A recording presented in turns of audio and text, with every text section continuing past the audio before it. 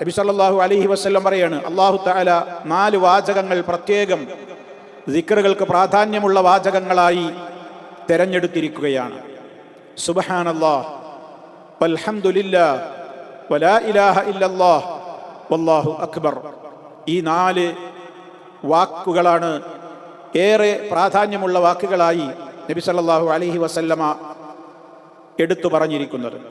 എന്നിട്ട് ഓരോന്നിൻ്റെയും മഹത്വം പറയാണ്. ഫമൻ ഖാല സുബ്ഹാനല്ലാഹ്, ആരെങ്കിലും സുബ്ഹാനല്ലാഹ് എന്ന് പറഞ്ഞാൽ കുത്തിബത്ത് ലഹു 20 ഹസന, അവന് 20 നന്മകൾ രേഖപ്പെടുത്തപ്പെടുന്നതാണ്.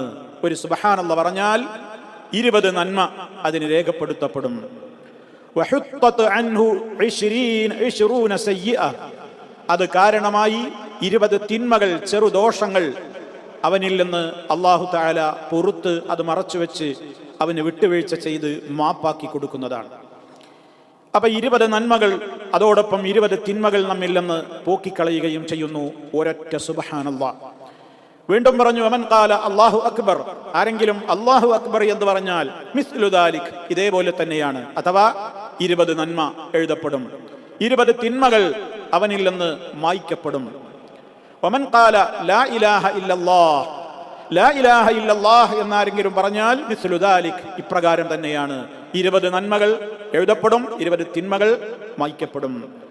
വമൻ ഖാല, അത് പറഞ്ഞതിന്റെ ശേഷം നബി സല്ലല്ലാഹു അലൈഹി വസല്ലമ അൽഹംദുലില്ലയെ കുറിച്ച് പറയുന്നിടത്ത് ഇങ്ങനെ പ്രത്യേകം എടുത്തു പറഞ്ഞു, വമൻ ഖാല അൽഹംദുലില്ലാഹി റബ്ബിൽ ആലമീൻ മിൻ ഖിബലി നഫ്സിഹി കുതിബത് ലഹു 30 ഹസന വഹുത്ത അൻഹു 30 ഖതീഅ.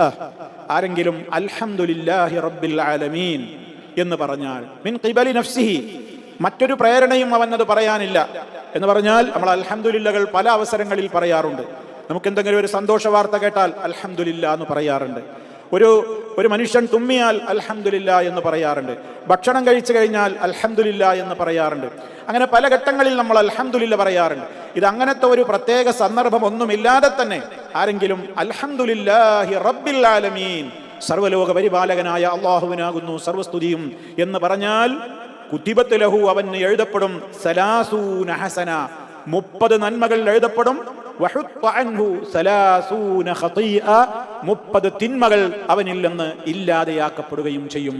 സഹോദരങ്ങളെ, ഇവിടെ 4 ദിക്റുകളാണ് ഇവിടെ പഠിപ്പിക്കപ്പെട്ടത്.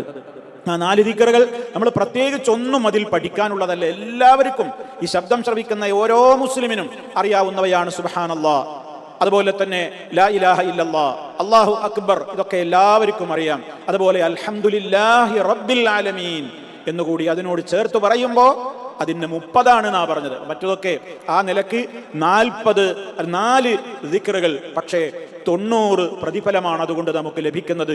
90 നന്മകൾ എഴുതപ്പെടുകയാണ്, 90 തിന്മകൾ നമ്മളിൽ നിന്ന് കൊഴിഞ്ഞു പോവുകയാണ്.